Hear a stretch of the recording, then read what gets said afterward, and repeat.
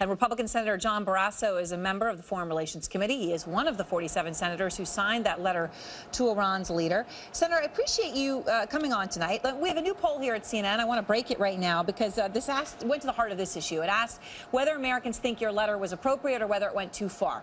49% say it went too far. 39% say it is appropriate. What do you say, Senator, to the American people who think, obviously there by a margin of 10 percentage points, that they think what you did was wrong?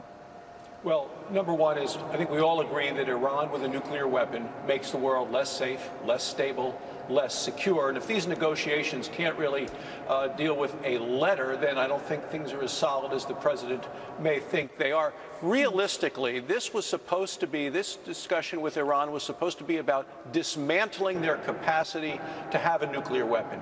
And instead, they're talking now about just delaying the ability of Iran to get a nuclear weapon. We were supposed to stop them, and instead the president is negotiating a way to manage them. But people all across the country have real concerns about the president's weakness when it comes to foreign relations. We've seen it with a red line in Syria. He drew the red line. They used chemical weapons. He did nothing. We see he pulled troops out of Iraq against the opinion of his military leaders, and that's what created the opportunity for ISIS to go in there. And then with Yemen, he said it was a success right up until the point that Iran took over Yemen. So there are great concerns about this president's capacity at an international level.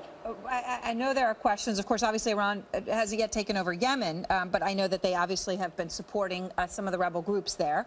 Iran's Supreme Leader Ayatollah Ali Khamenei, obviously one of the clerics to whom you addressed that letter, tweeted after you sent the letter, and he said this: the team of negotiators appointed by President Hassan Rouhani has good, considerate, and trusty members who work for the benefits of the country, but I'm worried because the other side of the negotiations has a habit of deception and treason.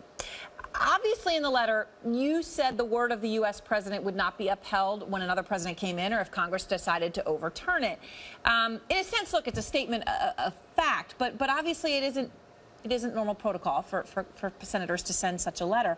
Are you worried at all, Senator, that you gave Iran's supreme leader a propaganda victory, perhaps even leverage in the deal? Well, I think the president ought to be using approval by the United States Senate as leverage in the negotiations. President Obama ought to be embracing the opportunity for Congress to weigh in on this. After all, John Kerry has said that Congress would.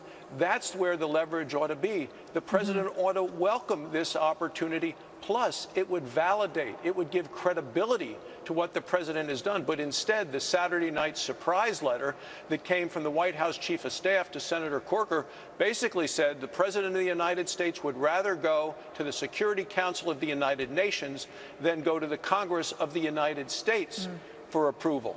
They don't want to have a vote in Congress until after the president leaves the White House. And Senator, I know you talk about what you referred to as some of the president's weaknesses when it comes to foreign policy. Some foreign leaders or potential foreign leaders don't see it that way, though. I mean, obviously, the nuclear deal or no deal may come down to Israel, the prime minister, obviously Netanyahu, whether he wins re-election tomorrow. He's at great risk, of course, as we all know, of losing. If he loses, he's going to lose to a guy named Isaac Herzog, who told The Atlantic's Jeff Goldberg only recently, quote, "I trust the Obama administration to get a good deal." If the possible new leader of Israel trusts Obama on an Iranian nuclear deal, should you?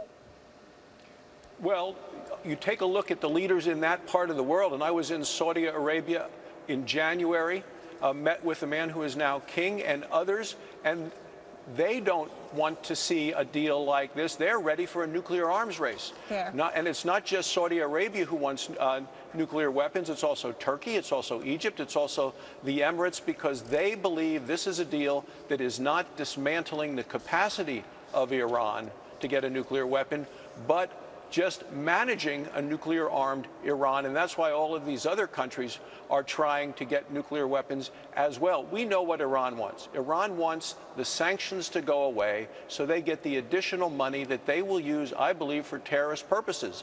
They will fund Hamas, Hezbollah, money to Assad, as well as money in Yemen. Iran is developing an arc of dominance all the way from Iran to the Mediterranean, with what's happening in Lebanon as well. All right. Well, thank you very much, Senator Barrasso. I appreciate your time tonight.